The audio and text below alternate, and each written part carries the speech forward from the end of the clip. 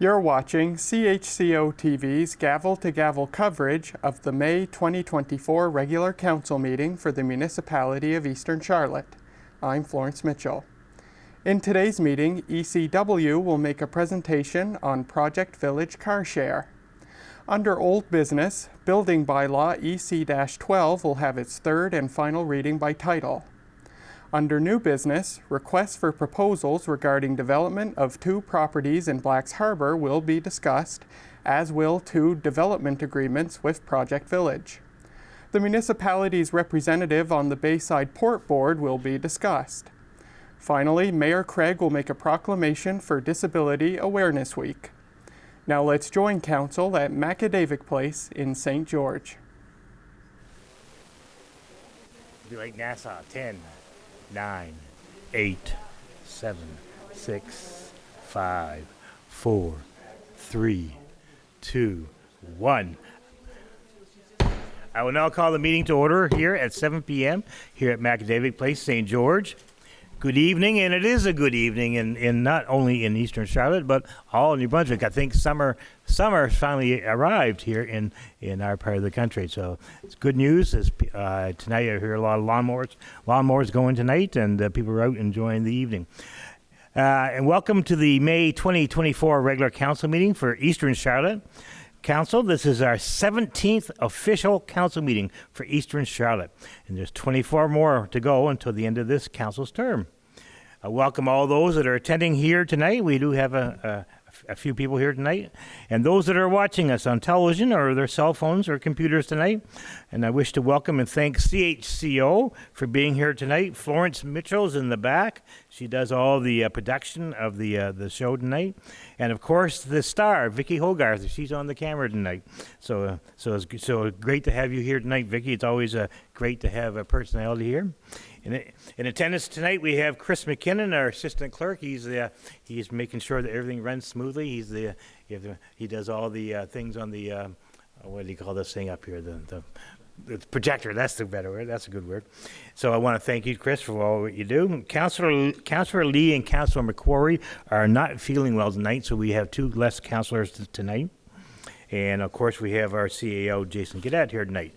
Tonight, I need a motion to adopt the agenda, so I'm looking to council for that. Councillor McKay. And I need a seconder for that, Councillor Thompson. Question or comment to adopt the agenda tonight? All those in favor of the motion signify by saying aye. Aye. Contrary, and that's passed unanimously. Okay, 3 is conflict of interest. Anybody, this is your opportunity to declare conflict of interest. If not, we move on to adoption of minutes of the previous council meetings, and we have a few tonight. 4A is April the 17th, 2024, which was the regular meeting of council. I'm looking for a motion to approve the minutes for the meeting of April the 17th, 2024, the regular meeting of council as circulated to members of council. I need a motion for that tonight.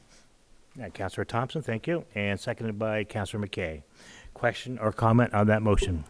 All those in favor of the motion signify by saying aye. Aye. Contrary, and that's passed unanimously. 4B is April the 23rd, 2024, and we have a meeting there as well, and I'm looking for a motion to approve the minutes for the meeting of April the 23rd, 2024, the closed meeting of council as circulated to members of council. I need a motion for that, our Deputy Mayor, seconded by Councillor Tidd. And any questions or comments on the motion? All those in favor of the motion signify by saying aye. Aye. Contrary, and that's passed unanimously.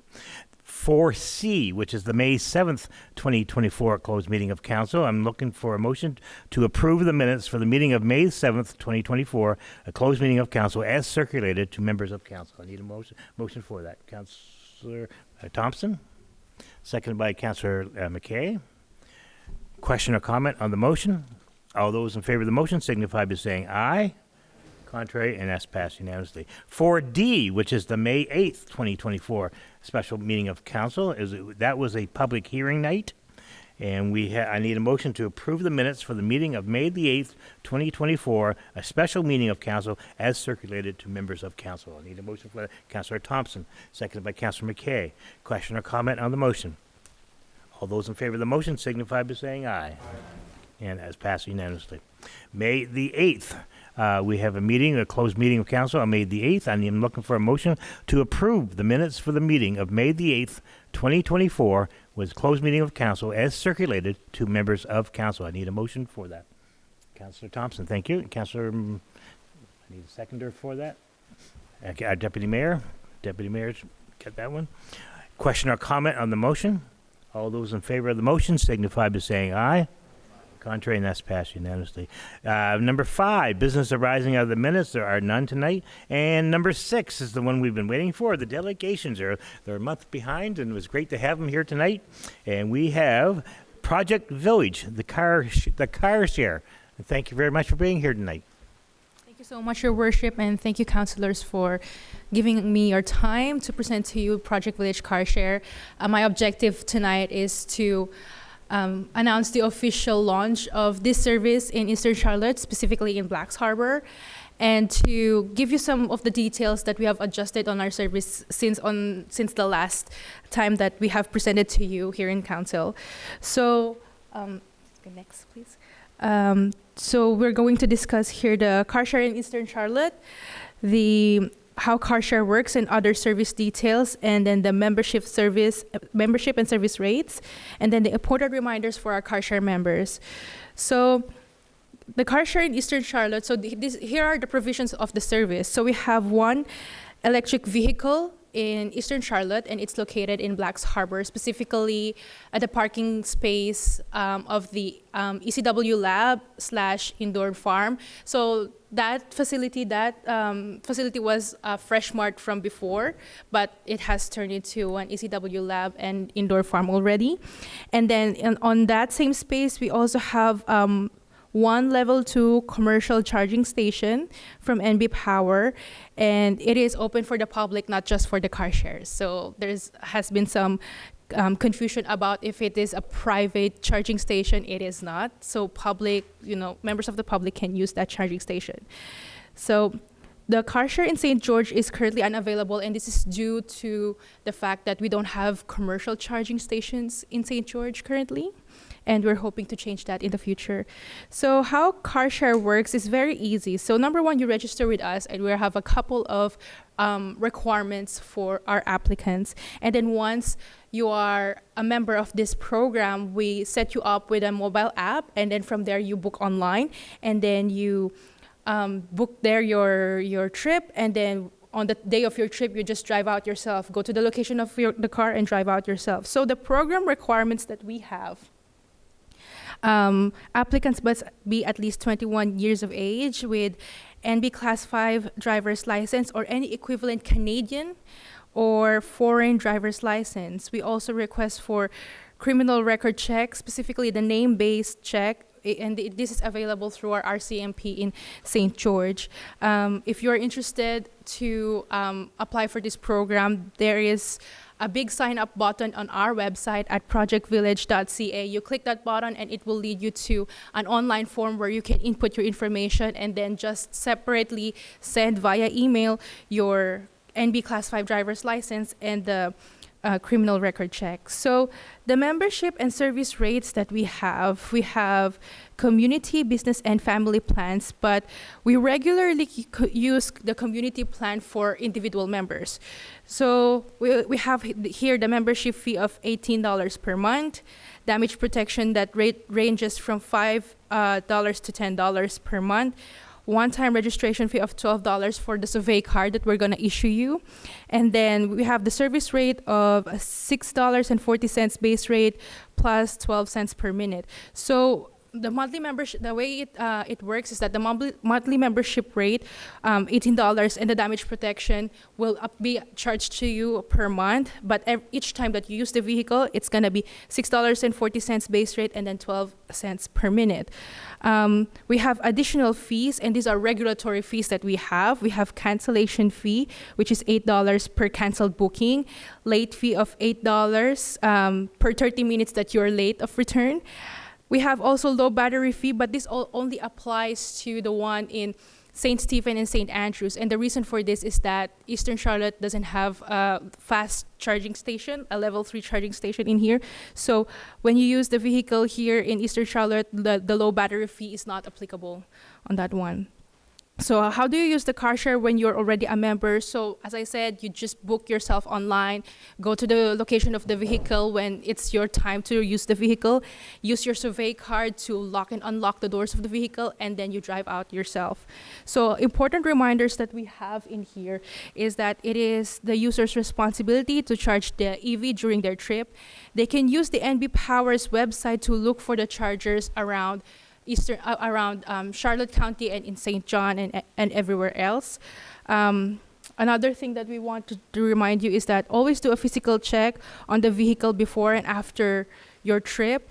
The vehicle has an emergency guide document inside it. So if you need a towing service, something happened on the road, there's a list of towing companies that you can contact in there, and always call us at our customer service line.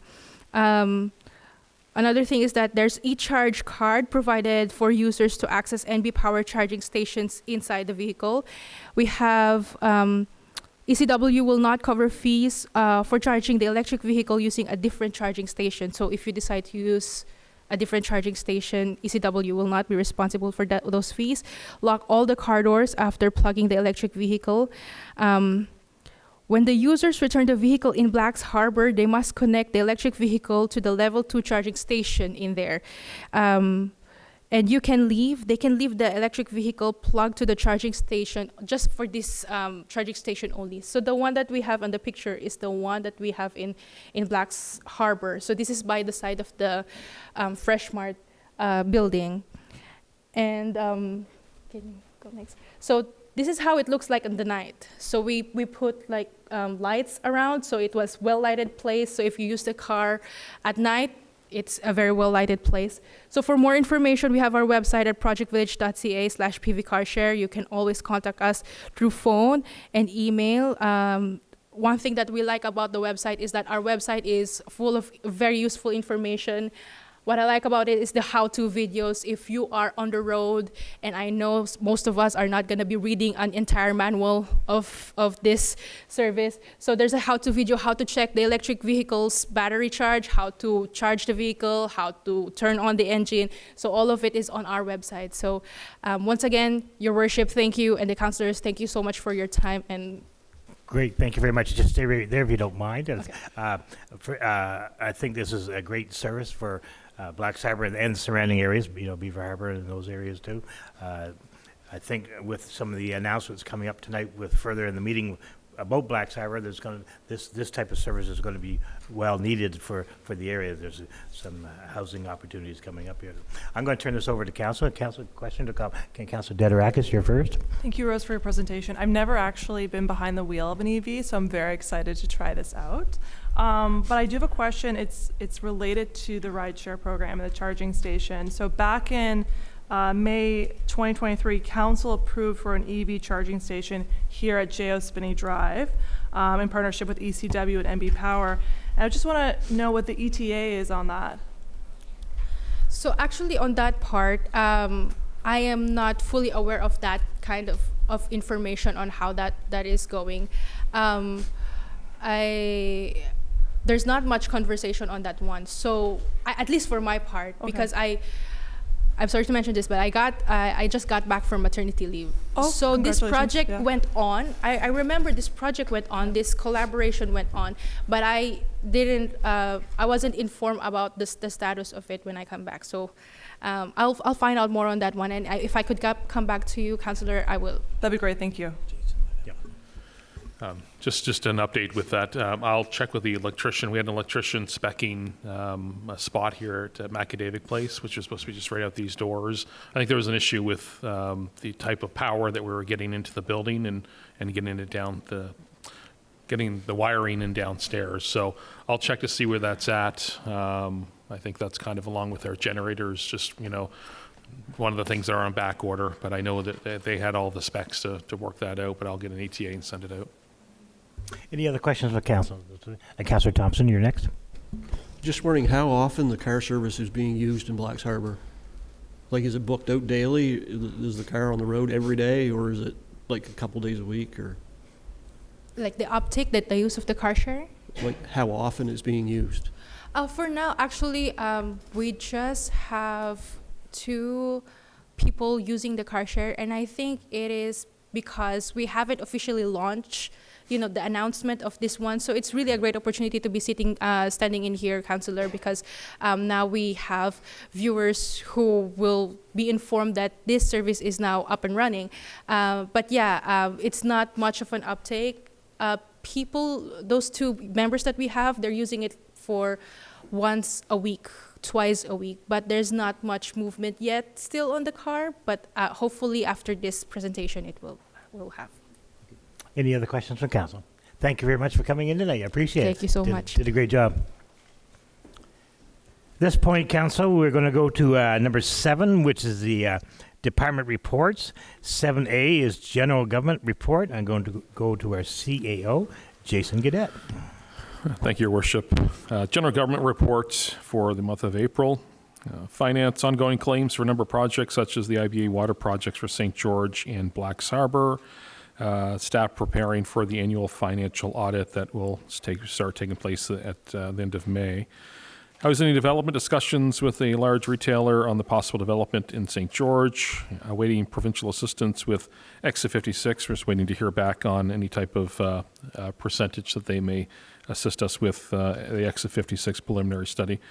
Positive progression with several housing projects in Blacks Harbor, and a cooperative work with St. Andrews and St. Stephen municipalities on a regional economic development persons.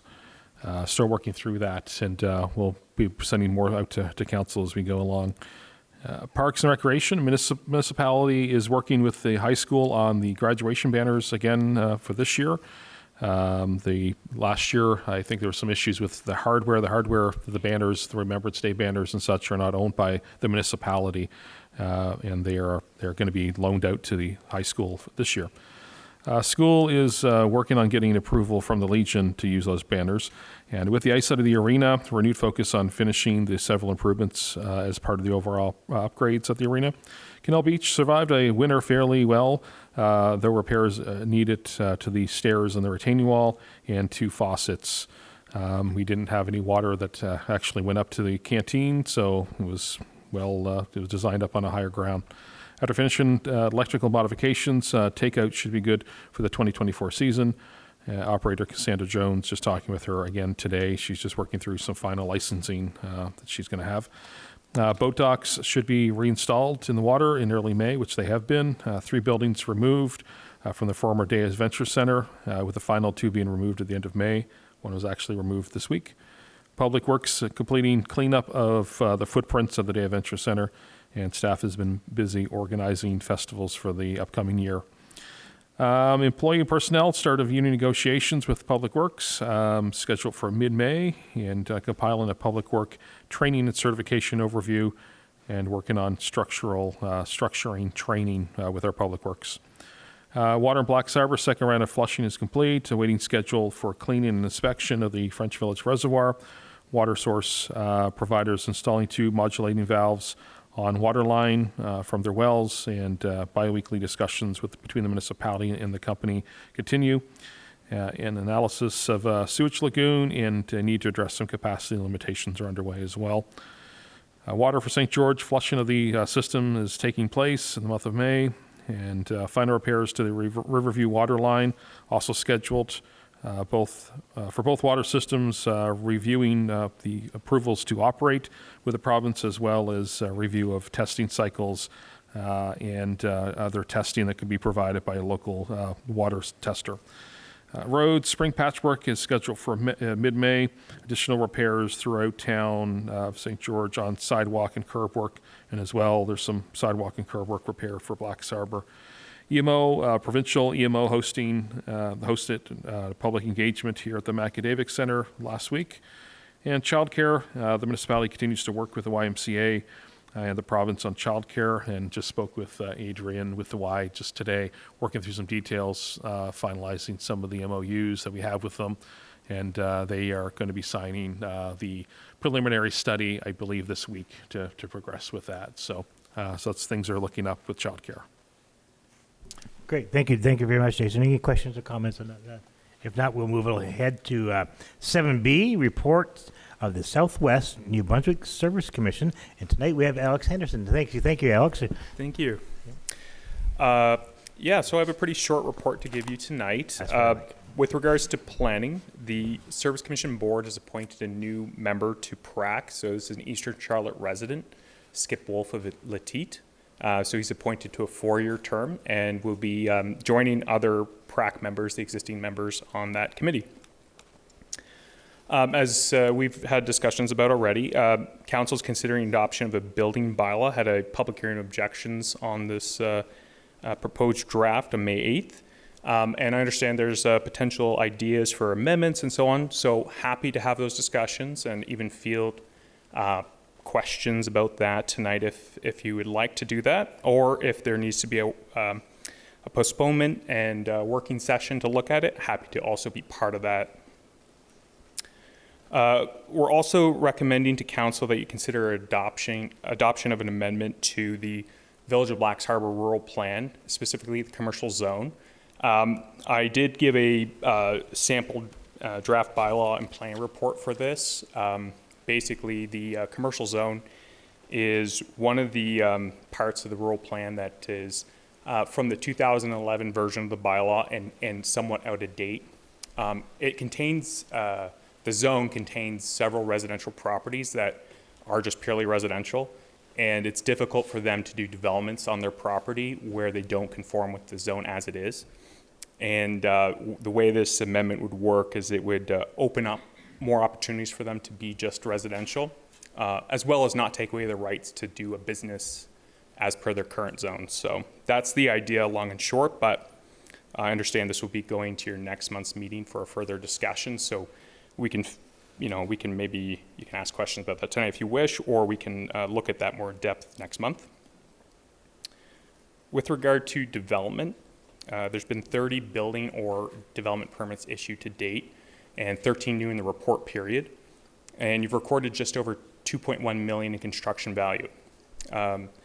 On that construction value figure, one thing which I note, which is really important, is that we remit that data to Service New Brunswick and Statistics Canada, and they use that to evaluate how Eastern Charlotte's growing and what kinds of services and needs are in the community. So getting accurate permit data is really important. So when we are encouraging people to take out permits and accurately provide us information what's being built, it all connects to this. And so that's one of the other pieces that's important with enforcements when we talk about that, because it's one of those things people don't like, of course, but it's all connected. So making sure you have accurate permits, that people are taking out permits, it's good for the whole community.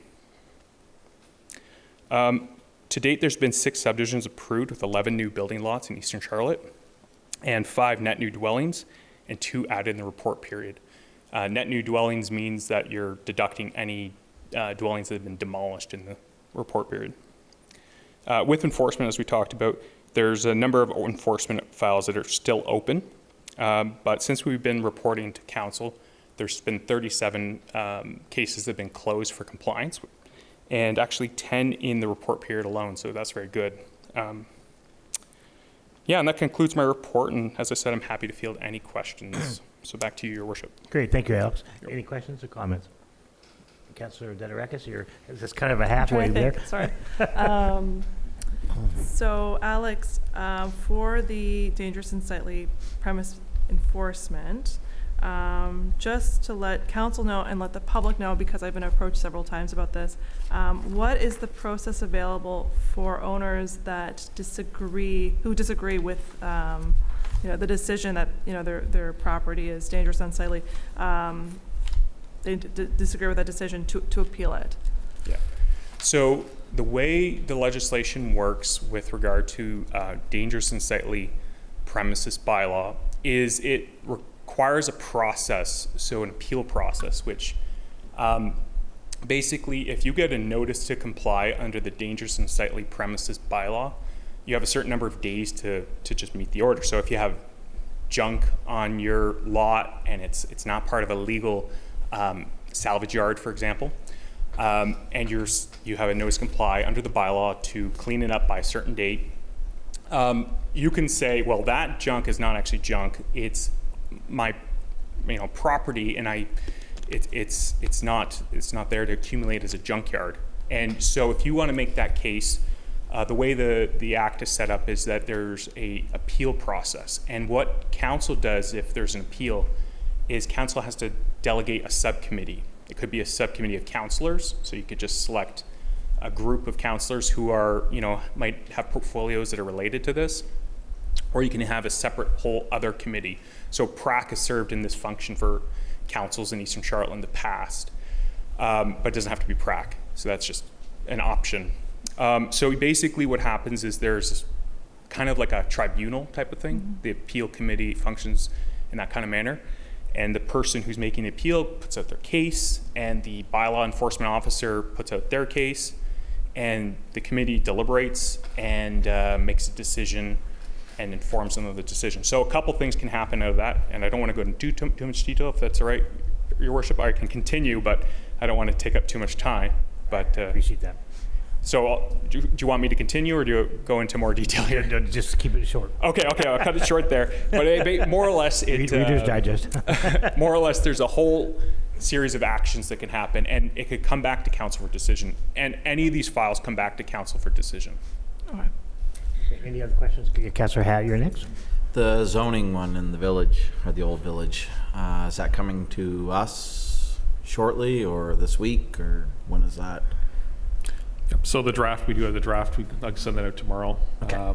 That's in regards to the ones that are on back of Brunswick Street that are currently zoned as commercial.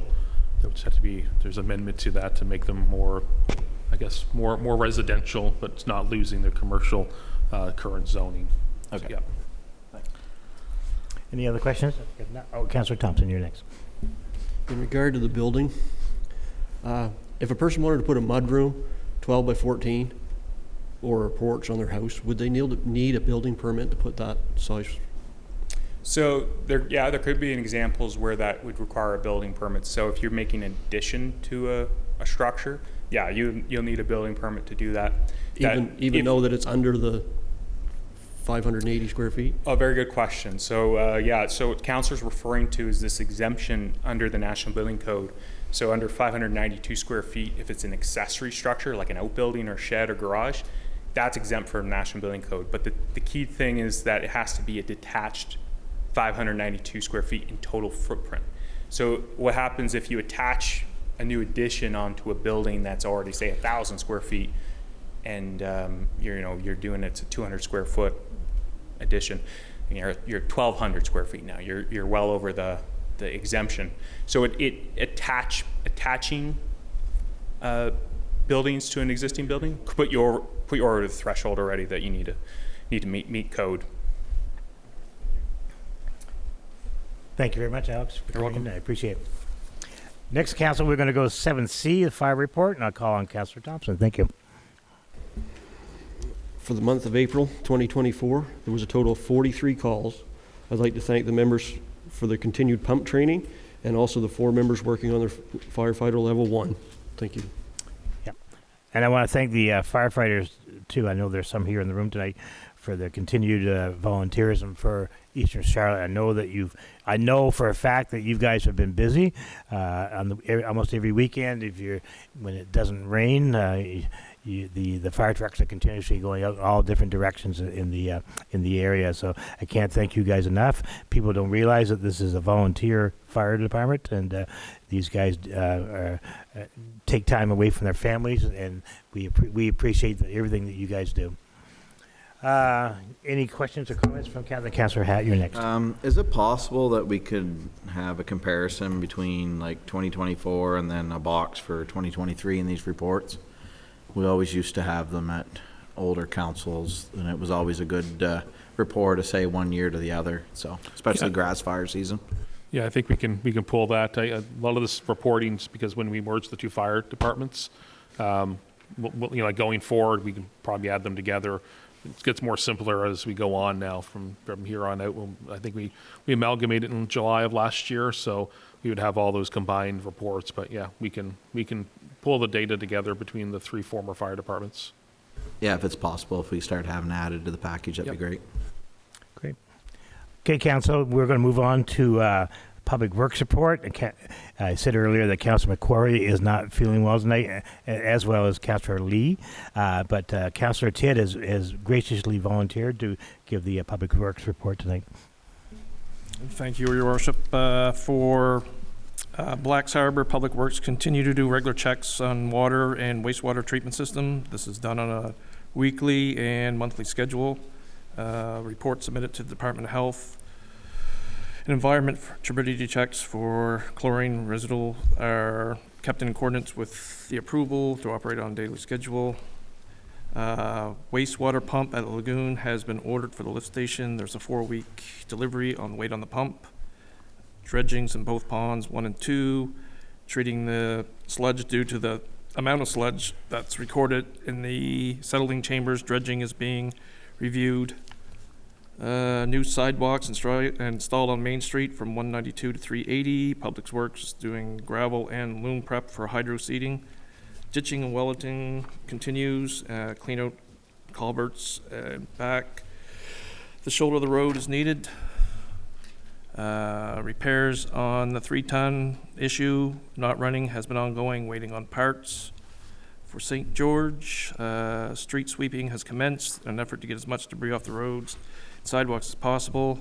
More cold patching was ordered and used up on the potholes in town. We are hoping the asphalt plants will be opening soon. Start to use hot asphalt. Community-wide cleanup was held in the area, which required us to collect garbage bags from all over the municipality. Day Adventure Center had their water turned back on, internal plumbing checked all over for any leaks. New banners were put up to commemorate local members of the Air Force. 3 were erected in St. George, 2 in Penfield by the entrance to the old airfield. Water use for April was 7.9 million gallons, down a bit from March, but less demand from the industrial park as Maui has ceased operation until fall. And that's it. Thank you, Councillor Tidd. I appreciate that. I know it was last minute. We found out about Councillor McQuarrie, so I want to thank you for giving that report tonight. I'm going to go to Council. Any questions or comments on that report? If not, we'll move on to 7E. 7E tonight is the fairly new one. It's the Parks and Recreation report, and I'm going to go to Councillor Hatt. It was prepared by Drew Dugan, Parks and Recs foreman. So the arena had a safety shutdown, and it was safely shut down and parked up for the summer season. Parks and Recs employees are working on removing the rest of the ice, so that's obviously done now and get ready for summer. They've started painting and all the maintenance that's normally after everything warms back up in the building, as far as painting the dressing rooms and lobby areas. Shut down the cooling tower, took it off and did some inspections there. It's also been shut down for the season and been reported to the province to let them know that we're offline. New digital time, like day clock, has been installed. Anybody's been there in the last winter, we had one that failed a couple months in, so it's been updated. Wind door was in, replaced a couple doors. Attended a workplace first aid, confined space, and fall arrest. So all the regulatory training for the guys are getting up to date. Started cleaning out the ball field and blacks and getting the dugouts ready and painting the foul lines and post. Borrowed the mower from Public Works to scrape and roll the ball field and line the field for Case Performance as they hosted their final day of spring training, and they were able to do it outside and not in the curling club, so weather's getting better. The dehumidifier is here, it's installed. Installation is booked for May, so that's underway. Fire marshal was in, made some suggestions, so some housekeeping and fire extinguishers in certain places. Parks and Recs teams was happy to be part of the community cleanup day. Tennis and pickleball courts and storage windscreen installed on the lower half of the fencing. Boat docks, floats, as our CAO said, is in and getting shored up for the season. Canal Beach, there's been some repairs on the water system that was in the building and swing set. and the volleyball courts are going to need to be redone and have some attention. So, and also the stone stairway has washed out again this year. So we're going to have a little look at that and see what we can do to make that better. Parks team marketing rounds of the playground. So they're just going around doing inspection, packing up anything garbage that was around there and leveling out the pea stone, making notes if there was any repairs needed. Repairs to the dugouts, fixing and painting the bleachers, installing the mound. So the installing the mound here, it's in my report, but I'll touch on it now. It's going to be delayed until after Little League ball's done. So they don't want to be in the middle of a field time of the little guys. So anyway, that'll be towards later in the summer. So plans are underway for the new basketball nets to be installed and fencing upgrade here at the basketball courts. So that is the report. Thank you, Councillor Hatt. Questions or comments on that report? If not, we move ahead to committee reports. Councillor Hatt again.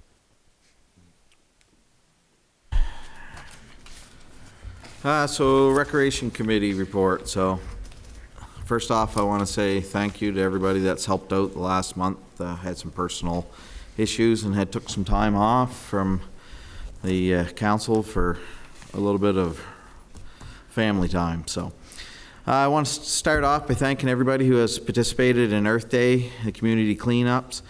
It's helped a little bit. Every little bit helps. That's the end of the day. Every time we pick a piece of garbage up, it's not left in the ditch. Our annual bicycle rodeo, May 1st at the arena, was another huge success. We had a smaller crowd this year, but it was a great time held by all. A huge thank you to all who attended, participated, and volunteered. Thank you to the Atlantic Emergency Medical Training Solution for the awesome teddy bear clinic, Lisa Williams from the RCMP for always putting on an awesome course and training, Eastern Charlotte Fire and Rescue for your continual support of events and festivals. And really, guys, I appreciate it, because no matter when we make a call for help, you guys are always there, and I appreciate it. May 4th was Mother Day Market at the Macadavid. Thank you to Dorothy from the She Shed for all your hard work in making this market happen. And here we are in mid-May. So work is being done on the ball fields, including repairs to the bleachers, pickleball, tennis courts, have nets up, and getting all the necessary stuff for the 2 courts ready. Garbage bins, picnic tables, benches, playground equipment are mostly out. If it's not out right now, within the coming weeks, it will be out and put in good use of order. In the next coming weeks, you'll see portable toilets, and we will be placing them in locations throughout Eastern Charlotte. Flowers will be planted and hung. The Parks and Rec team are working closely with the Public Works to have the splash pad and Canal Beach ready for opening for the first Saturday in June. Let's square that in. Let's try to keep on that date, CAO. The summer concert series starts again. It's lined up, posted, and will take place Thursday evening, beginning July the 4th, and it will run through to August 29th. It is full. All the people that are lined up and scheduled now, so they'll be right here at the Macadavid Center. Doors will open at 6 p.m. and shows are 7 to 9 p.m. Summerfest is right around the corner, being July 18th to the 21st. So everybody, that's our summer here in St. George, the festival that we have. Once again, that'll be July 18th to 21st, if anybody hasn't had them dates yet. We have a lot of great events and entertainment coming your way. The brochure has been sent to print and should be available in mid-June. Thanks, Chris, again, for developing another good brochure and getting it done on a timely manner, as always. Appreciate that. So that'll be coming out to the public shortly once it's all approved and everything's good. Once again, the Friday night of the Summerfest will be Stuff a Teddy. Always a packed event. Anybody that's ever came and helped and volunteered to see the kids building a teddy from scratch is always a great event. Stuff a Teddy must be pre-ordered, and you can do until Friday, June 7th. All the information needed can be found on easterncharlotte.ca or our Parks and Rec Facebook page. Lastly, the Eastern Charlotte wide yard sale, that's kind of a, is set for June 1st. get your location registrations in the municipal office by next week so we can get them on the map and updated. And I think that's it. It's a busy month, Mayor Craig. I would say so. that was a We huge switched report. from ice to sand and within a month, so. Exactly. We're going to have a test on that later, Council, just if you remembered all the dates and times and all the things coming up. The summer concert, did you say you had some of those things here tonight, the posters? Yes, they're at the back table where the agendas are, the series and all the people that are singing and the evenings that are there. So it's a nice poster down back. Grab one and share it. It'll also be on our Facebook page. So if anybody sees it, please share it. And if you're not on our Facebook page, please hit like and join it, because that's where we try to keep everything up to date. And let's all know social media can be good for stuff like that. So. Great. Thank you very much, Councilor Hatt. And I encourage all the people here tonight to grab one of those summer concert posters or and take them home with you, or take some with you, give out to your neighbors and stuff like that too. It's great. You know, summer's coming when you get the summer concert list coming out, so it's great to have that going on. Financial statement tonight is number 8, and I'm looking for a motion to accept the financial report for April 2024. Oh, I'm sorry. Go ahead, Councilor Davis. I could have asked this in the fire section, but I'll just ask it now. So I noticed, I forget what line it was. I think it's EC 01224702. There's different lines for the St. George Fire Department, Blacks Harbor and Fundy Bay. As we move forward, those will be merged together, right? Okay. All right. The other question I have, it's just similar to a request that Councilor had asked. If we look at the general budget breakdown, for the month of April, we see that for fire, the cost was about $90,000, which accounts for about 1/5 of the expenses for this month. You can also see from the same report that we pay more for fire than policing for period up to date, about $30,000. If we look at the breakdown of the fire incidents reports, which includes training, there's 43 incidences. So moving forward, could council have a breakdown of, what the costs are incurred with those 43 incidences? With the 43 incidents of the fire, I mean... Yeah, that's what's listed, right? So we know that according to the general budget, it says that for the month of April, we paid almost $90,000, right? So what exactly were those costs for fire? Yeah, I think we could probably break that down easier than what the cost would be for fires, because, that would be manpower, fuel, and really that's about it. The majority of the cost of what we look in April for that, and close to $90,000, just general vehicle maintenance. Most of the trucks had gone through inspections and pump tests. Just coming out of winter, that's the time you do your pump test and go around to all the stations. So the bulk of that is just vehicle repair. You have a lot of trucks in the fleet, and but we can break down that cost of what is the cost associated with? Is it vehicles? Is it obviously with the 48 calls? It's not much for like personnel or anything like that, but we can break that cost down overall for the month. Yeah, so we know that they did training, correct? Yeah. But we don't really have a breakdown of how much that training costs. Correct. Yeah. Much like even with Public Works, they do training as well. So we don't really break it down to that level. But yeah, we can break down what was the 89,000, and what is the bulk of that? Is it vehicle or building maintenance, and we can provide that. Perfect. Thank you. Yep. Okay, I'm going to go back to financial statement. I'm looking for a motion to accept the financial report for April 2024. A motion by Councilor Dedirakis, second by Councilor Thompson. Question or comment? Although, okay. Oh, okay. I thought you had a comment. I saw your hand moving. It's like doing an auction. If you move, I'm going to go to you. Okay. If there's no questions or comments, all those in favor of accepting the financial report for April 2024, signify by saying aye. Contrary, and that's passed unanimously.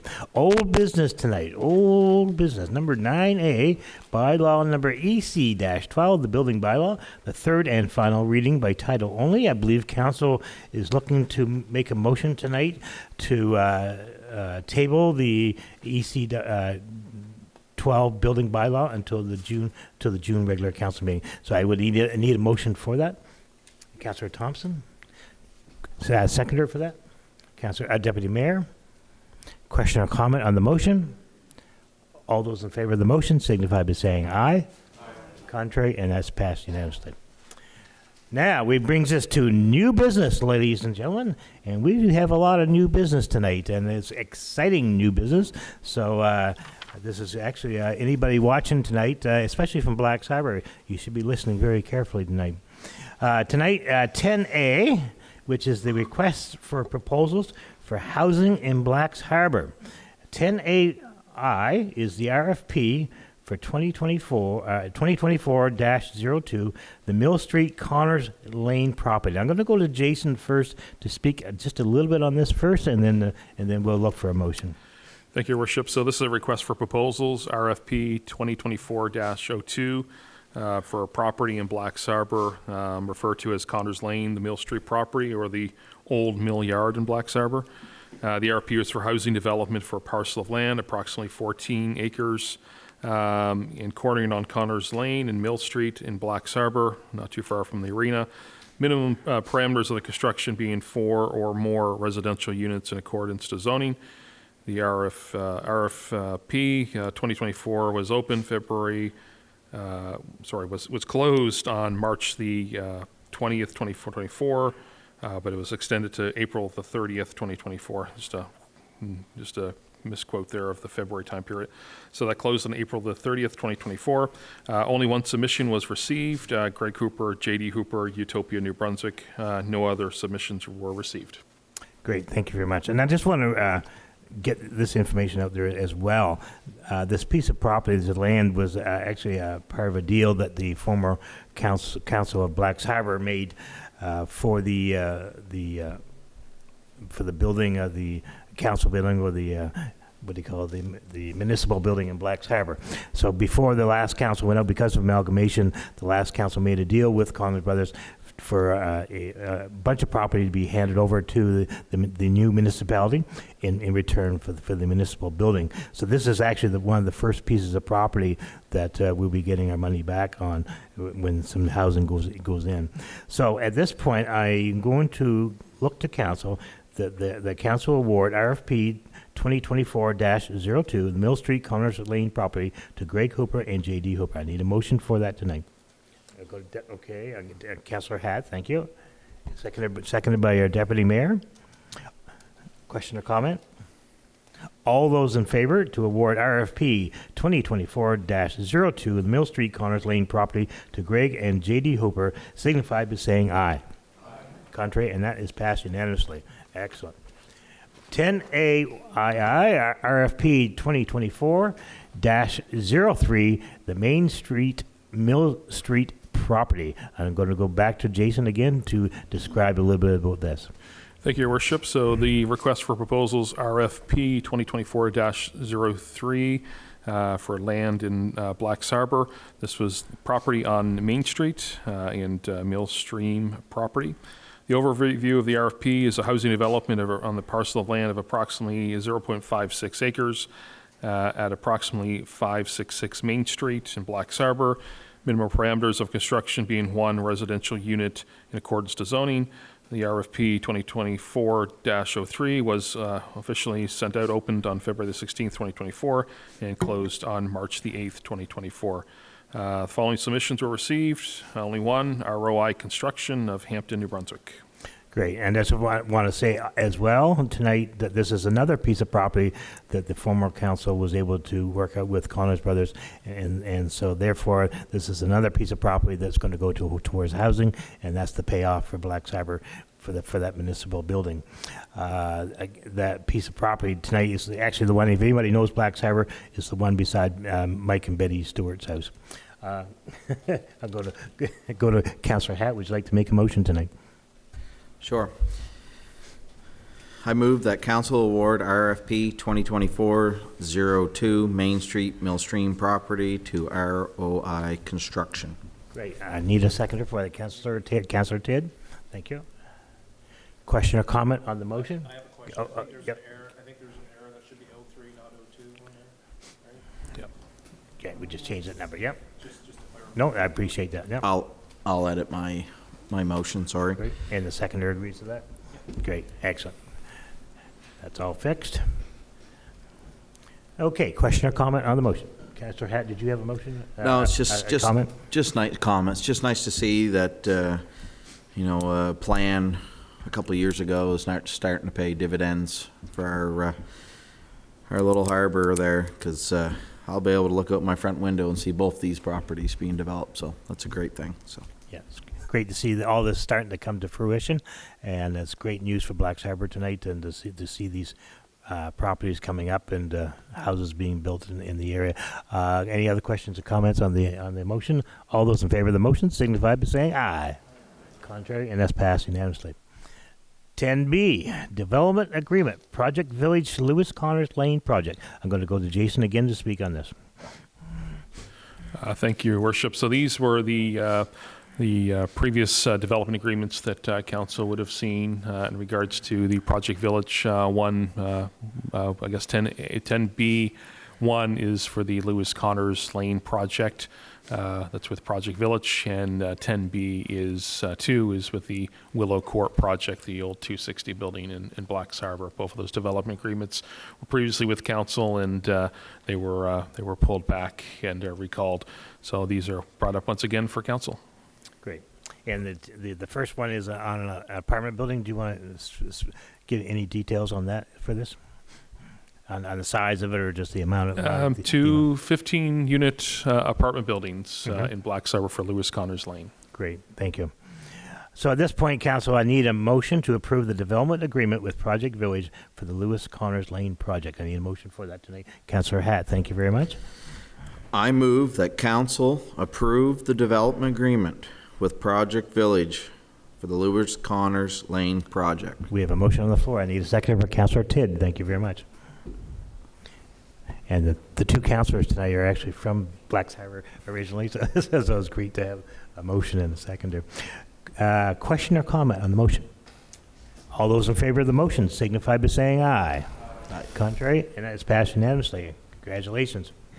10BII, Project Village, Willow Court project. I'll go to Jason again just to clarify that. Everybody knows this as the 260 building in Blacks Harbor, in behind the Stella Maris. That's correct. So this would be for the development agreement with the 260 building, the Willow Court project with Project Village. So this would be of renovations and for 12 units at the 260 building. Great. Okay, I need a motion tonight. The council approve the development agreement with Project Village for the Willow Court project, i.e. the 260 building. Would like me to give that again? Yeah, absolutely, that would be awesome. Thank you, Councillor Hatt. I move that council approve the development agreement with Project Village for the Willow Court project. Thank you very much. Seconded by Councillor Tidd. Thank you very much. Question or comment on this? I have a motion? question. Yeah, go ahead. I want to thank Matt and Heather for all the hard lifting work that's been on these two projects for many, many years and a couple councils now. I appreciate it. I know the camera can turn around and get Matt right in the back. He's right back there. Yeah, yeah. Can you see him right there? Yeah, yeah. You're not going to put it on him, okay? He likes the camera. Okay. Okay, we have a motion on the floor and a seconder. All those in favor of the motion signify by saying aye. Contrary, and that is passed unanimously. Thank you very much. All great news tonight. Okay. 10C tonight is the Bayside Port representative. Tonight we had a letter from the last representative on the port, and he decided to retire, Bill Young, and we have that letter here. So I need a motion from council, and the council has that motion before you to replace William or Bill Young on that board. Jason, do you want to speak to this first? Thank you, Your Worship. So just so that everyone's aware, with the Port of Bayside, the municipality, the three municipalities, St. Stephen's, St. Andrews, and formerly St. George, now Eastern Charlotte, all own three-way 1% share within the one share within the Port of Bayside. So we in the past have had Bill Young that is set as a municipal representative, and Bill has said that he's going to retire and has made the recommendation that David Archibald would represent the municipalities on the board. Great. So at this point, Council, I need somebody to read that motion out, if you so wish. Councilor McKay. Great, thank you. Whereas the Municipality of Eastern Charlotte is a shareholder with the Bayside Port Corporation, having a shareholder representative with the corporation, and whereas the current representative of Eastern Charlotte, William Bill Young, has tendered his resignation, be it resolved that Council accept the resignation of William Bill Young as shareholder representative of Eastern Charlotte with the Bayside Port Corporation, effective upon his departure on or before September 30th, 2024. Be it further resolved that Council authorize the appointment of David Archibald as the new shareholder representative of Eastern Charlotte with the Bayside Port Corporation, effective upon the departure of William Bill Young on or before September 30th, 2024. Thank you very much, Councilor McKay. I appreciate that. I need a seconder for that. And we have Deputy Mayor is going to give that seconder. Question or comment on the motion? All those in favor of the motion signify by saying aye. Contrary, and that's passed unanimously.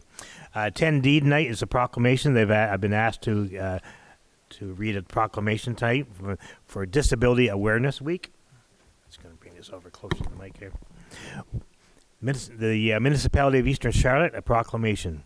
Whereas the Municipality of Eastern Charlotte is committed to assisting citizens with disabilities to participate fully in our community, and whereas many persons living with disabilities face barriers in the areas of employment, access to information, transportation, housing, education, recreation, and other disability-related supports. And whereas the Council believes more citizens with disabilities should have the chance to access disability-related supports to improve their opportunities in New Brunswick, and whereas we support the theme, Embracing Accessibility, Inspiring Change. Therefore, be it resolved that I, John D. Craig, Mayor of Eastern Charlotte, New Brunswick, do hereby proclaim the 26th day of May through the 1st of June 2024 as Disability Awareness Week, and hereby request the citizens of Eastern Charlotte to join with Council in recognizing persons with disabilities and their role in our community. In Eastern Charlotte, New Brunswick, in witness whereof I have hereunto set my hand and caused the seal of Eastern Charlotte to be affixed this 15th day of May 2024. Tonight we have correspondence, and Councillor Dedirakis, would you have 11A in front of you, the letter from the Army Cadets? Do you have that one? If you wouldn't mind, could you read Yes. that? That'd be great. Thank you very much. Wow, that was loud. Okay. Whoa. Dear John, Unit 2531 is planning a trip to the International Tattoo in Halifax the weekend of June 28th.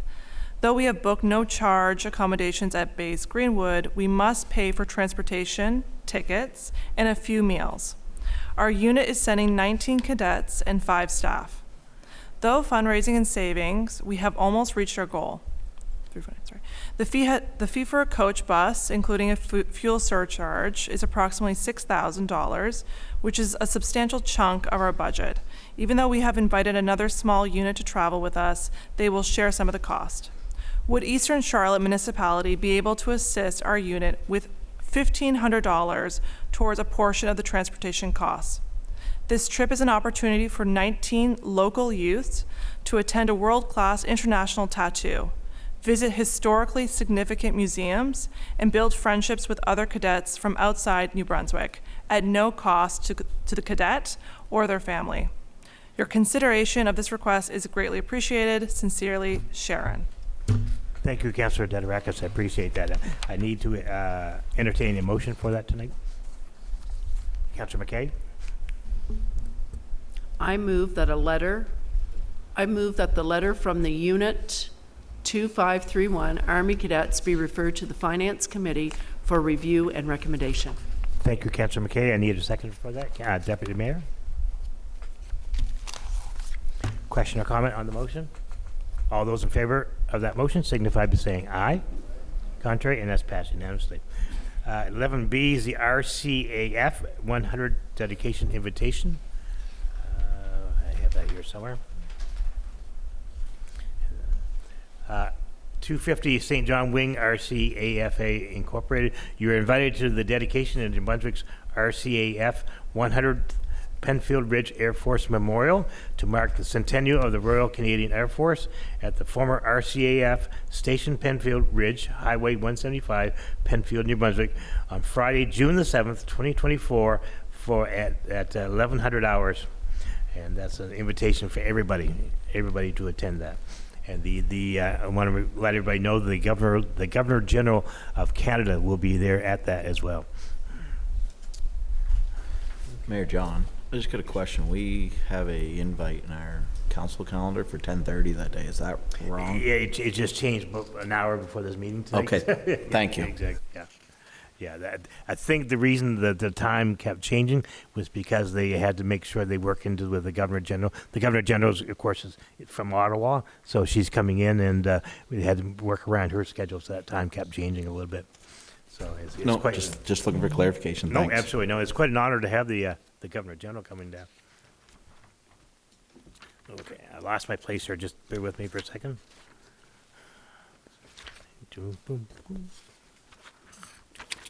11C, Andy Mason, Fundy Middle High School funding request. I'm going to go to Councillor Hatt to read that letter.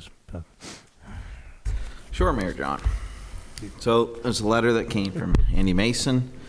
It was given to council on Tuesday, April 30th, by the looks of it. So, dear valued sponsored, as we transition from post-pandemic times, we notice a decline in school culture and student community connectivity with Fundy Middle High School. Geez, I almost had a hard time for a second. I used to be in just high school, sorry. Exactly. Our student population is as differentiated as they have ever been academically, socially, and culturally. We need to provide engaging, positive, safe, healthy learning and working environments for our youth and staff. As we aim to improve relations, accessibility, and the sense of belonging to a welcome community at Fundy Middle High School, to create a school community that recognizes and understands mental wellness, being offered an engaging, positive, safe, healthy learning and working environment for our youth and staff based on research and professional development with the strong ties to the community. Middle level middies in motion in a high school SR are once again going to organize a mental health month in May. Our goal is to work together as an entire school to raise awareness for mental health and to educate our student population on the importance on checking in on each other.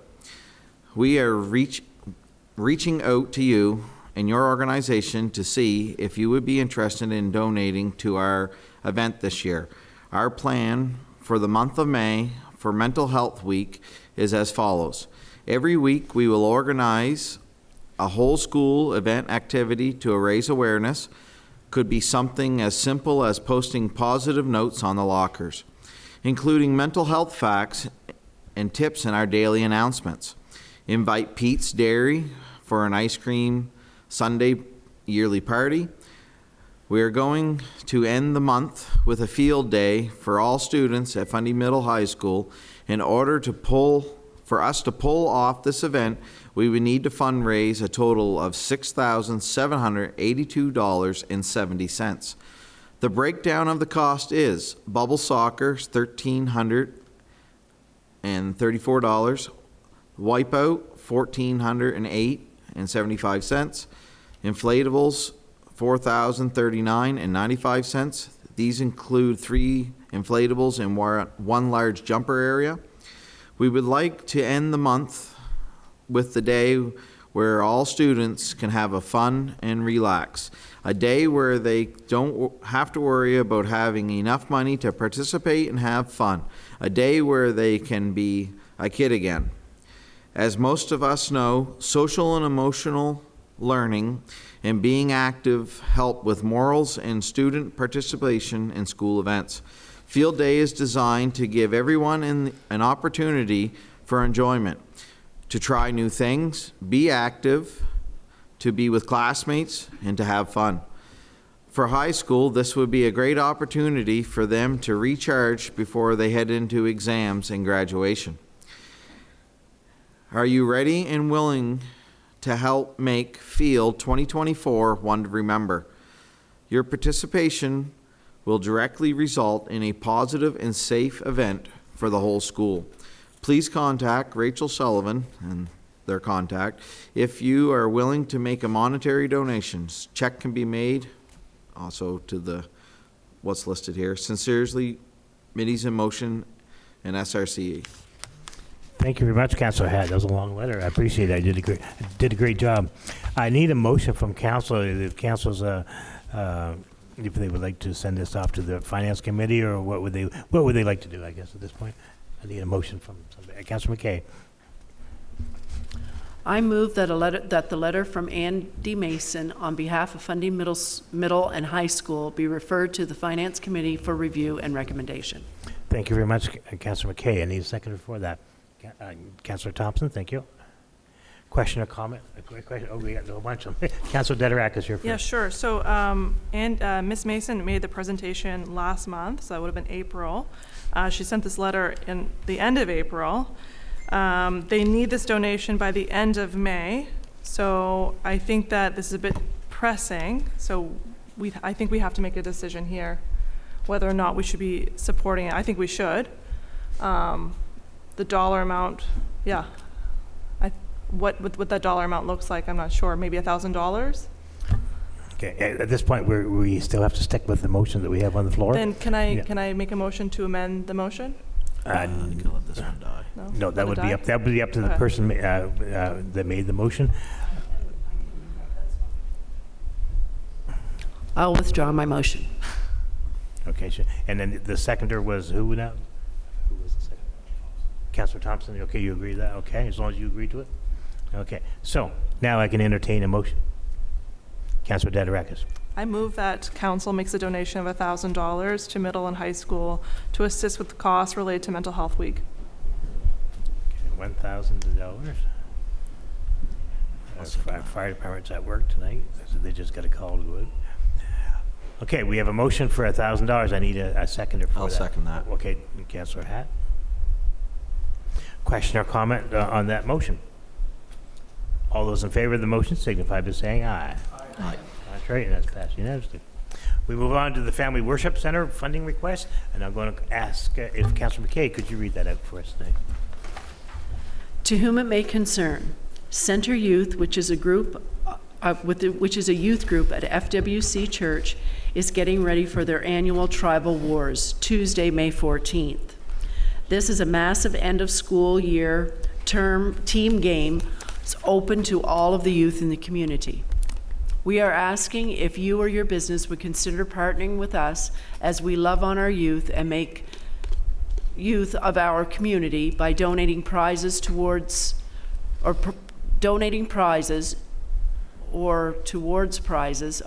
to give out that night. Every little bit helps make an extra special night for them. If you are willing to donate either items or funds to go towards, please contact the information. And we thank you for your consideration.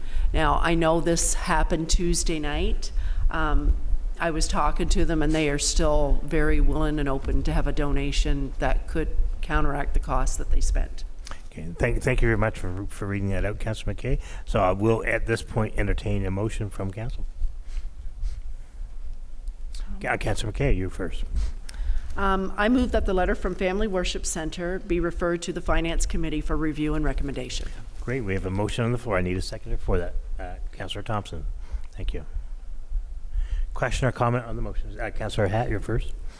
Maybe I see the lead pastor, Brad, here. Maybe we can just give him also a little bit of feedback that was received in the office on May 8th. So that's a very short window for us to try to make a decision. And if we could just maybe pass along, 30 days would be a lot easier for us to deal with. So. Great. Any other questions or comments on the motion? All those in favor of the motion signify by saying aye. Contrary, and that's passed unanimously. Okay, that moves us along, folks, to public presentation appearances. Please note under bylaw EC-01, section 7.1, members of the public shall be entitled to address the council for 5 minutes with no debate from council on matters of municipal jurisdiction. Going once, going twice, going 3 times. That brings us to, ladies and gentlemen, to the statements by members of council. I'll start this out tonight. I will be attending the Inspire Awards tomorrow evening to help celebrate 2 students chosen for this award from Fundy Middle and High School. And I don't know who they are yet, but I will announce them tomorrow night once I find out who they are. But it's quite an honor to be able to be at that celebration tomorrow night. I want to, at this point, wish Councillor McQuarrie and Councillor Lee to hopefully to get well soon. We're missing them tonight. And I want to make sure that everybody has a good, safe, long Victoria Day weekend coming up. Hopefully the weather will be great. I'm going to go to my left. Pardon me. Oh, I'm sorry. Yeah, Deputy Mayor first. The only thing I want to do is thank everybody for giving up this beautiful evening to attend. Great, thank you. Councillor Thompson. In regard to the bylaw, EC-12, we really want to get this right. That's why we're tabling it to next month. Thank you. Councillor Hatt. I got a question, I guess, first. By tabling the bylaw, is there any development agreements that are being delayed because of that the public should maybe be aware of?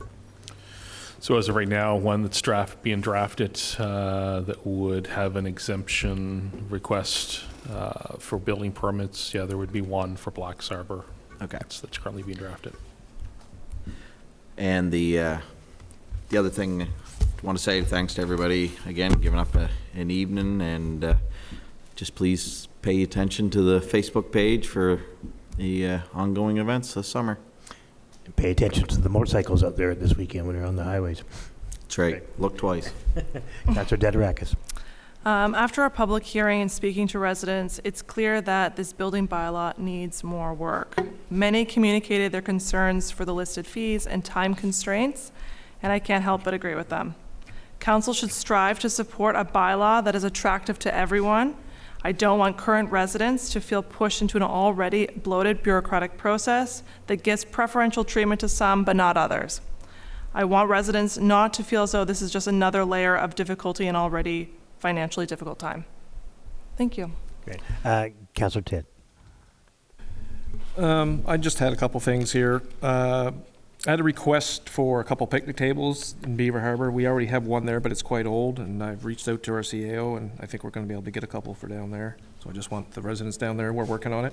Yeah, we have a couple picnic tables bound for Beaver Harbor and Back Bay this season. Oh, thank you. Councillor McKay.